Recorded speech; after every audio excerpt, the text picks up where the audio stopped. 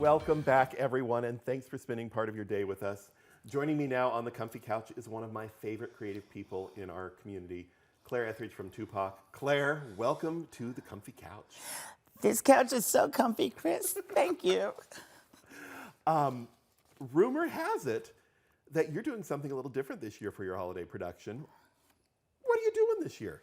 Well, this year we decided to do something to involve the entire community, not just our dancers. And we thought it'd be really cool to do a musical of Scrooge with a majority Black cast.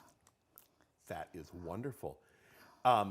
It's Scrooge. We kind of know the story, but can you kind of give us an overview of the main themes and how you're bringing it to 2023, or even into the contemporary times? Totally. Well, number one, you can't go wrong with Dickens. He did the groundwork. So you have a really good roadmap. And who doesn't love a story of redemption? And Scrooge is that character that you hate, and then you still kind of feel sorry for it and love, and there is a new day at the end. So that's one of the reasons, and we did it. And to make it relatable, we wanted Scrooge to be kind of like a character that we were familiar with. And so in writing the character, I used George Jefferson as my touchstone on the behavior of the character and being selfish and self-centered. And what would that be in a Scrooge type setting? That is a fascinating, when you said George Jefferson, I'm like, oh, he was definitely a Scrooge kind of character. Yeah. Thinking back to both Archie Bunker and the Jeffersons. That's Yeah. a good part of that. And that's the neat thing about this is you are the creative team for this. And there's been a process of making it come to life. And you've done the lion's share of the work, Claire. Can you tell us a little bit like what that process was and the people you worked with to help influence the final product? Yeah,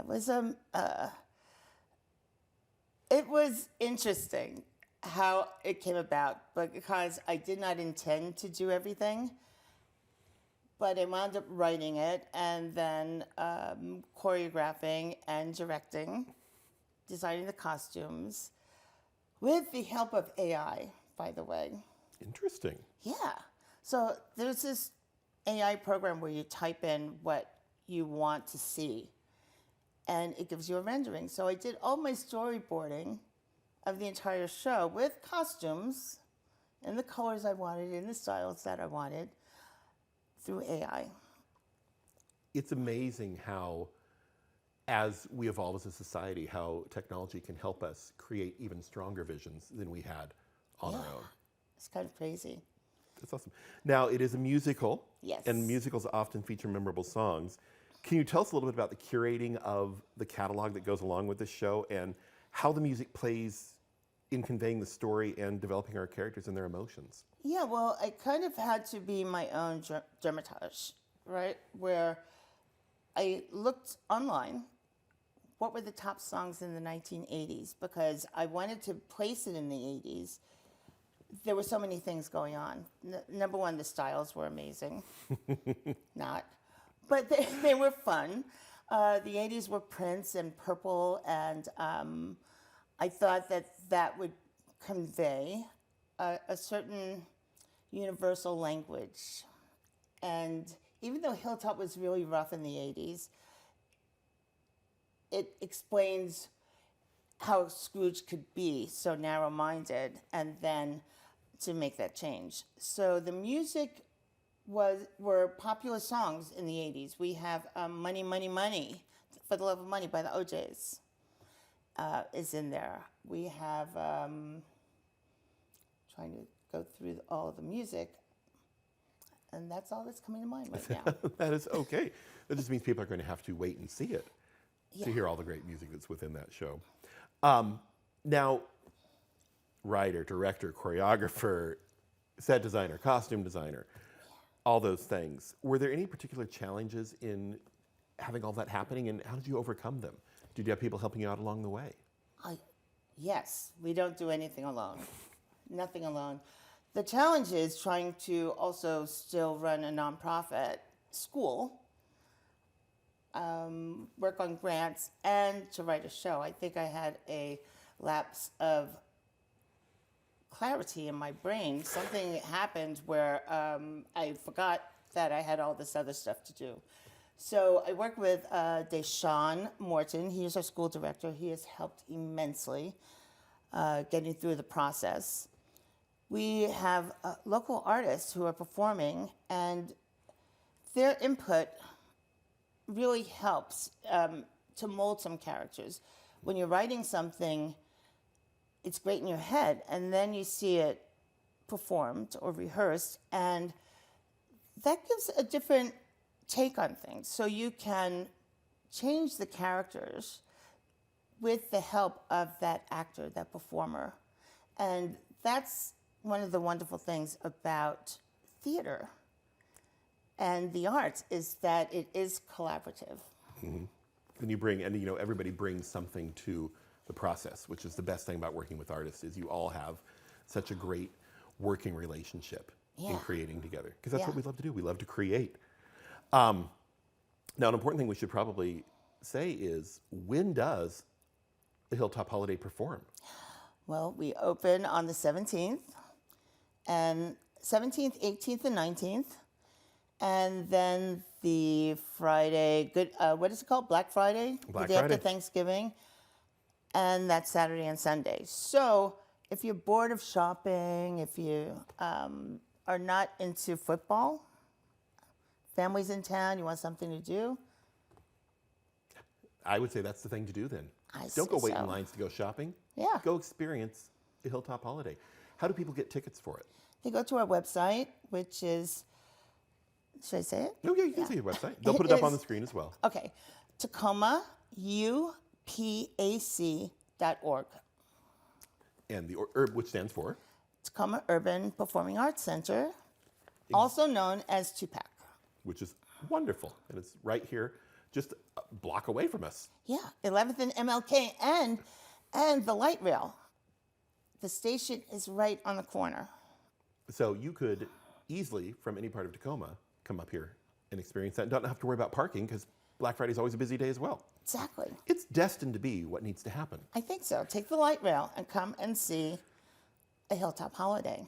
Now, what's next? Do you have classes coming up? What's happening besides the Hilltop Holiday? Yeah, we have classes all through the holiday period, December, January. In February, we are collaborating again with the Northwest Sinfonietta on a tango series. So that should be a lot of fun. We're also working with the Tacoma Youth Chorus on a show for later on next year called When Wings Take Flight. And it is dealing with Black aviators and all of the music. There's music put to Black poets' work. So we're really excited about that. And that goes back to what we were talking about earlier with collaboration. Yeah. Here you are working with other organizations in our community to make great art Which is come great. to life in some very fascinating ways. Now, also, I hear there's something about a new build. Yeah. Yeah, that's exciting. We've been working with the Tacoma Housing Authority since 2018 on making this happen. So there's low-income housing going up on 11th, once again 11th and L, and we have 10,000 square feet of the main floor, the first floor, where we will have state-of-the-art 3 dance studios. 2 of the studios have a soundproof wall in between, and it converts into a 125-seat black box theater.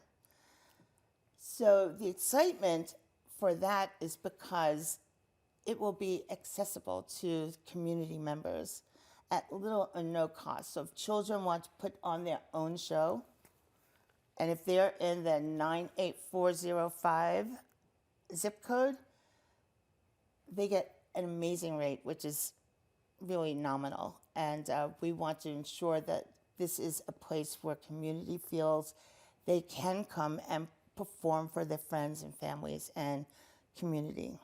Claire, you do so much for creating opportunity in our community, and I want to thank you for that and for making all the great things happen. Don't miss the Hilltop Holiday is what I would take away from our conversation today, and keep an eye on the website for all the other great things coming up. And it's always a delight to see you and catch up. I know we've known each other for a number of years now, and it's always fun to just sit down and talk. We need to do it more often. I agree. Without the cameras. They're not that bad. No, Makes a lot of fun. They're not. But I look forward to seeing Hilltop Holiday, and I wish you the best of success. In particular, if people want to find out more information about the build, I'm sure they can visit your website for it. Yeah, they can. And we're really excited to have the community involved and hear their voices and their suggestions on how to make it really a wonderful, welcoming home for Hilltop. Wonderful. Thank you for being here, Claire. Now, everybody, stay tuned for our final segment today, where you may see me trying to help make some holiday cookies with Alicia and Rolf from Green Trike. We'll see you right back shortly.